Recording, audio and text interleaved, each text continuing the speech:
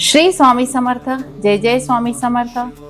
आजच्या या व्हिडिओमध्ये आपण पाहणार आहोत खूप मोठा कठीण काळ आहे, तर स्वामींची ही वेगळी उपासना 24 तासात चमत्कार दिसेल.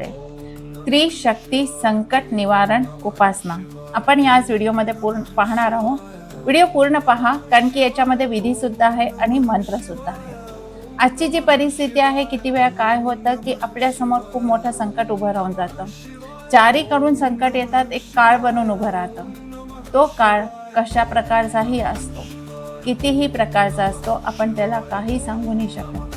पण ही जी उपासना आहे, ही उपासना तेव्हाच करायची आहे जेव्हा तुमच्या जीवनामध्ये खूप जास्त गरिबी असेल, किंवा तुमच्या जीवनामध्ये करणीबाधा असेल, कोर्ट कचेरीचा काही खूप मोठा असं काही केस असेल.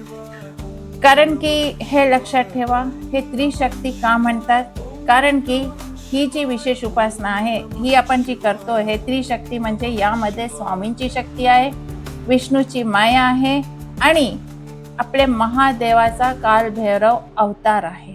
म्हणून ही जी सेवा करतो, ह्याची एक ऊर्जा वेगळीच निर्मिती होती. जेव्हा हे तिन्ही एकत्र येऊन जातात, तर त्याची जी ऊर्जा आहे ती आपल्याला वेगळीच ऊर्जा मिळते आणि ही उपासना आपल्याला फळदायी होऊन जाते. पण हे लक्षात ठेवा की खूप मोठं संकट असल्यावरच आपल्याला ही त्रिशक्ती संकट निवारण उपासना आपल्याला करायची आहे. छोट्या मोठ्या याच्यामध्ये ही उपासना करू नका. आता याच्यामध्ये जे काही लागणारे साहित्य आहे ते पाहूया. कशी उपासना आहे, ह्याची विधी काय आहे, काय साहित्य आहे. खूप मोठं साहित्य नाही आहे, छोटंसं साहित्य आहे. ना मोठा ग्रंथ आहे, ना मोठी पोथी आहे. छोट्याशा साहित्यामध्ये आपण ही विधी आपल्या जीवनामध्ये संकट दूर करण्यासाठी नक्कीच करू शकतो. आता यात काही मोठं ग्रंथ हे नको आहे, आपल्याला छोटंसं साहित्य हवं. साहित्य काय हवं, आपण जे धूप दीप अगरबत्ती लावतो ते आपल्याला तयारी करायची आहे. स्वामींची स्थापना करता स्वामींचा फोटो किंवा मूर्ती हवी आहे. जी जागेवर आपण स्थापना करू तिथे पाण्यामध्ये गंगाजल टाकून ती जागा स्वच्छ करायची आहे आणि तिथे आपल्याला स्वामींची स्थापना करायची आहे. त्याचबरोबर आपल्याला रिकामा तांब्याचा किंवा पितळ्याचा एक दिवा घ्यायचा आहे. रिकामा दिवा हवाय.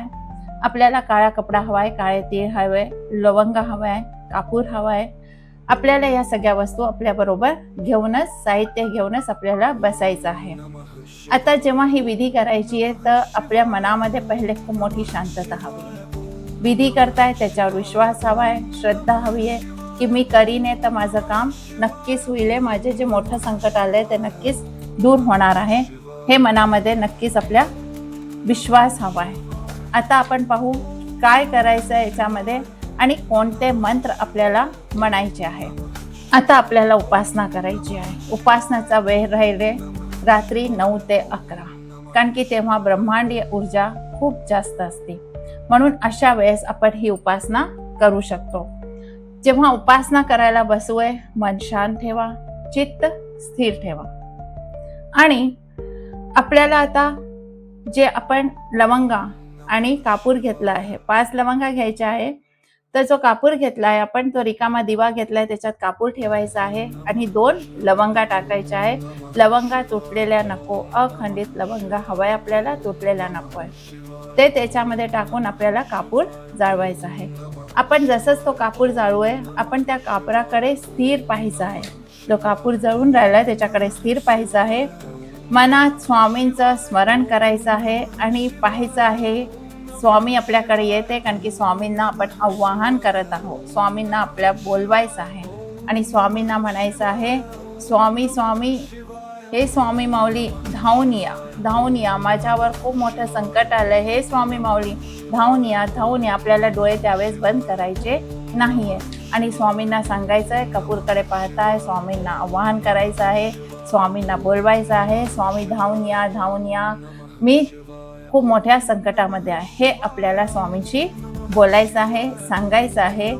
त्यानंतर आपल्याला बिलकुल शांत बसून आपल्याला दत्त गायत्री मंत्र म्हणायचा आहे. तो गायत्री मंत्र, दत्त गायत्री मंत्र आहे, ओम दिगंबराय विद्महे अत्रिपुत्राय धीमहि तन्नो दत्त प्रचोदयात.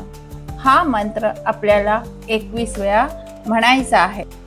हे मंत्र म्हणताना आपल्याला ज्या 3 लवंग आहेत ते आपल्या मुठीमध्ये ठेवायचे आहे आणि हा दत्त मंत्र आपल्याला दत्त गायत्री मंत्राचं स्मरण करायचं आहे, मंत्र म्हणायचा आहे, जप करायचा आहे. आता आपल्याला 11 वेळा ओम नमोजी श्री स्वामी समर्थ किंवा श्री स्वामी समर्थाचा जप आपल्याला 21 वेळा करायचा आहे. त्यानंतर आपल्याला हा जो जप करायचा आहे ते म्हणायचं आपल्याला आहे 11 वेळा काल भैरव अष्टक. काल भैरव अष्टक आपल्याला म्हणायचं आहे. हे जे मुठीमध्ये आपल्या ज्या लवंग आहे त्या तशाच ठेवायच्या आहे आणि काल भैरव अष्टक 11 वेळा आपल्याला म्हणायचं आहे.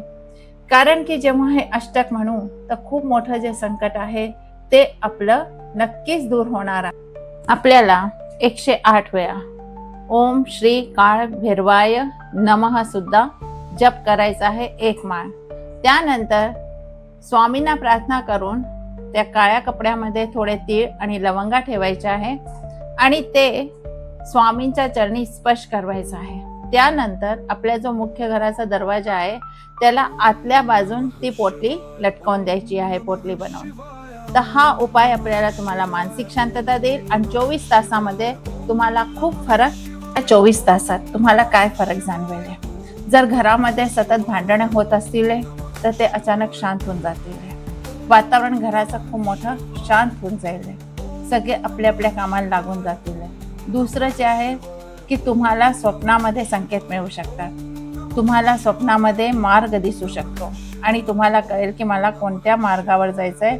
हा स्पष्ट मार्ग तुम्हाला दिसून येईल.